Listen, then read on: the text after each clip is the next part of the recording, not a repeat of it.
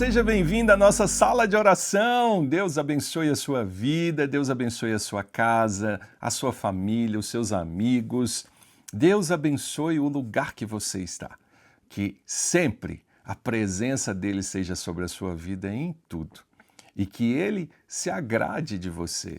Tão bom a gente ouvir isso. Deus se agrada dos seus filhos. O nosso coração puro agrada a Deus. Então que ele te abençoe, que ele abençoe as suas mãos para que onde elas tocarem, a prosperidade, a bênção do Senhor, o avanço, a conquista de Deus se movimente em seu favor.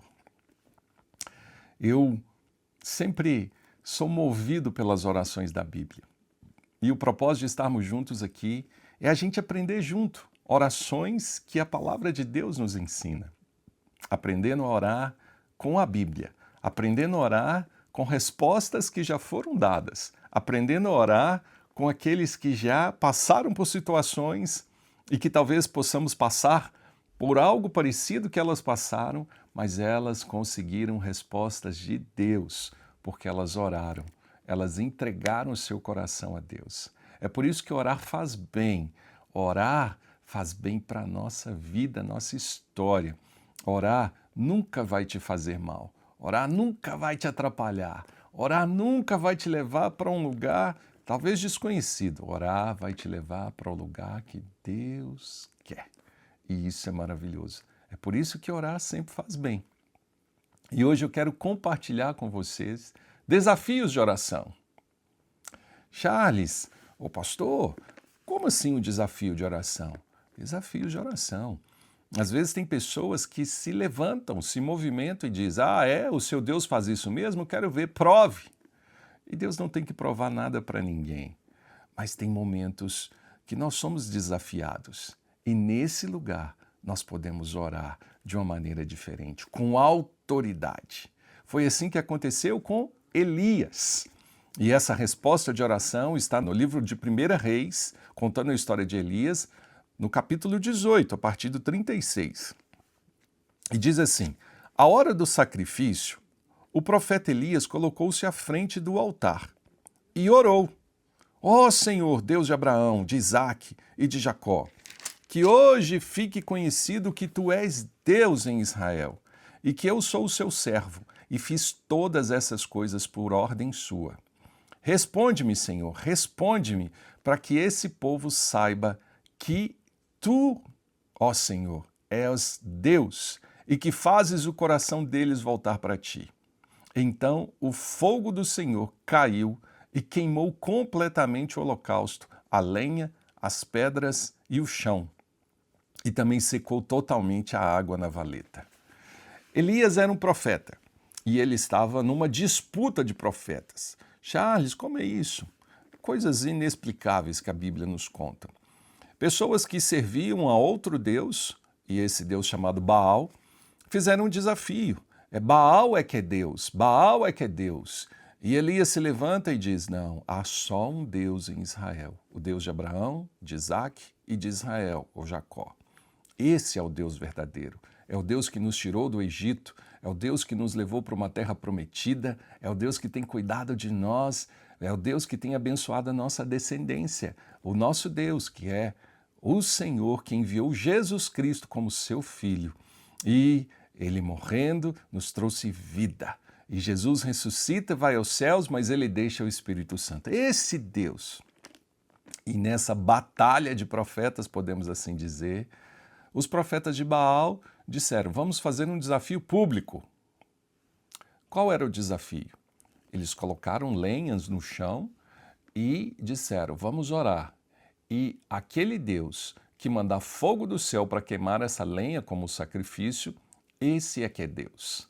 Então os profetas oravam, buscavam, falavam com o seu Deus e nada acontecia. Quando chega o momento de Elias, Elias disse, vamos fazer o seguinte, pode molhar a madeira. Ninguém molha a madeira, imagina se você vai fazer um churrasco, você molha o carvão. Não faz sentido. Mas Elias diz, pode molhar, joga água, joga mais água, joga mais água, joga mais água. Então ele ora. E aí ele diz a Deus. E algo interessante, ele lembra o Senhor Deus de quem ele era. Ele falou, Senhor, lembra-te de mim. eu tenho feito muitas coisas em seu nome. Então não se esqueça que eu sou teu servo, eu sou Elias. Vem comigo, Senhor, e vamos fazer esse povo conhecer o seu nome poderoso. E aí ele diz, esse é que é Deus, que venha fogo do céu, e o fogo cai do céu e consome a lenha, o sacrifício, e faz secar a água. E todo o povo em Israel viu que era Deus. O que isso tem a ver conosco? Tem afrontas na nossa vida que nós vamos para a oração. E às vezes uma oração pública. Deus, eu sei que o Senhor é comigo, eu sei que o Senhor é aquele que me guarda, e eu sei que o Senhor pode abençoar todos esses que estão aqui ao meu redor e que de alguma maneira eles estão zombando de ti. Nós não amaldiçoamos, nós não murmuramos, nós não lançamos pragas, maldições, desejamos o mal, nós oramos e abençoamos até os nossos inimigos. E quando isso acontece, Deus, de uma forma tão sobrenatural, envia do céu uma resposta. E essa resposta é tão grande na sua vida, na minha vida, que o testemunho visível da resposta faz com que o outro veja que nós servimos a um Deus verdadeiro. Você já teve respostas a orações que você fez e que de alguma maneira as pessoas ao lado falaram, meu Deus, o seu Deus é maravilhoso, ore por mim, eu quero também servir o seu Deus. Seja uma cura, seja uma resposta sobrenatural, seja uma causa liberada, seja algo que dos outros não foi liberado, mas porque você orou, isso aconteceu. Isso é um desafio. E esse desafio público, ele faz parte da nossa vida.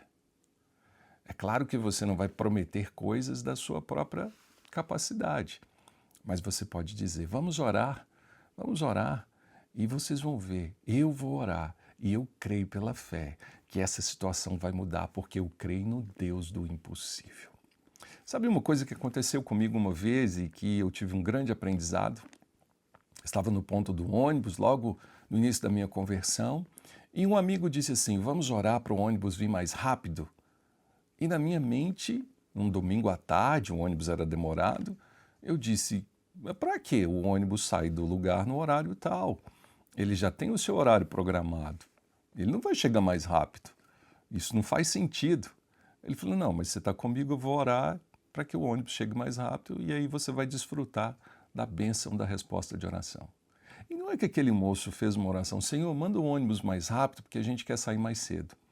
Muito obrigado, Deus, porque eu sei que o Senhor sempre ouve a nossa oração. E quando ele termina de orar,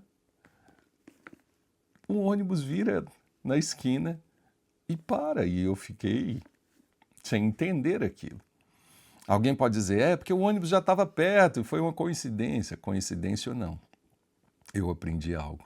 Você pode orar, você pode pedir a Deus.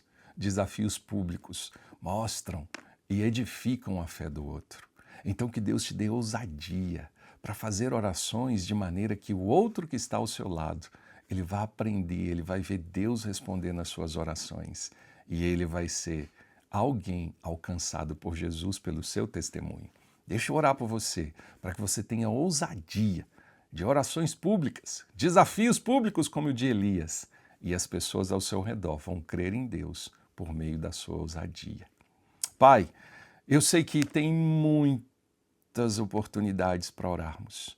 Então que os meus irmãos não fiquem tímidos, que a minha irmã, o meu irmão, que eles não sejam tímidos diante de circunstâncias difíceis, onde possam acontecer possibilidades de respostas que vão te glorificar e se tornar testemunhos da tua grandeza. Que o Senhor os abençoe de uma maneira tão maravilhosa que eles experimentem as respostas sobrenaturais do Senhor. Abençoe, Deus, para que o testemunho público de uma resposta de oração leve corações a dizer, eu quero servir esse Deus, porque esse é também o meu Deus. Obrigado, Senhor. Que o Senhor nos abençoe, em nome de Jesus. Amém. Que Deus te dê a oportunidade de orações e desafios públicos, para que as pessoas creiam que Jesus está na sua vida. Deus abençoe. Até a nossa próxima sala de oração, em nome de Jesus. Amém.